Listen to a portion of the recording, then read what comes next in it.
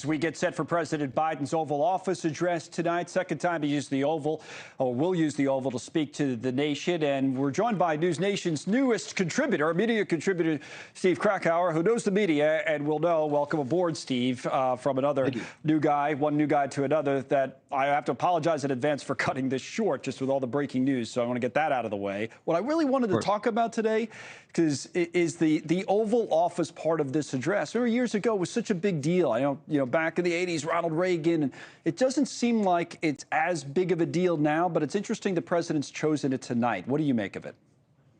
Yeah, I think the Oval Office in general does bring with it a level of gravitas. And but to your point, the only other time President Biden has used the Oval Office address so far during his presidency was earlier in June to talk about the debt and default, which, no offense, no one really cared much about. But no, I think tonight is important. This is a story that everyone's following, not just in America and the United States, but around the world. And President Biden, as we know, does not do a lot of press conferences. He doesn't do a lot of interviews with reporters, and I don't know if he really can.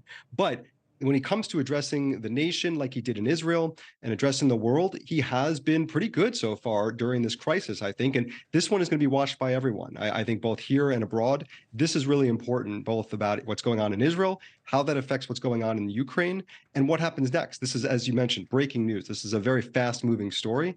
And by him deciding to do it from the Oval Office rather than the East Room or something else, it does bring a level of gravitas that I think it deserves. It's interesting because, you look back through history, we can put them up real quick, but I mentioned Ronald Reagan. I mean, the Challenger disaster, that was an Oval Office speech. Going back to JFK, Cuban Missile Crisis, George W. Bush, 9/11.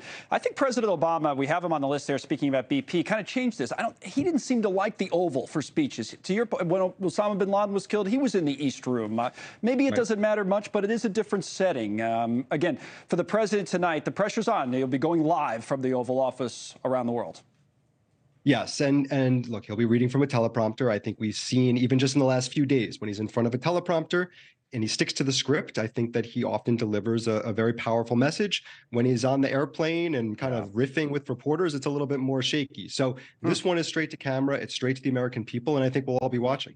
Thank you for watching. Go to newsnationnow.com to find NewsNation on your television provider. And don't forget to click the red subscribe button below to get more of NewsNation's fact-driven, unbiased coverage.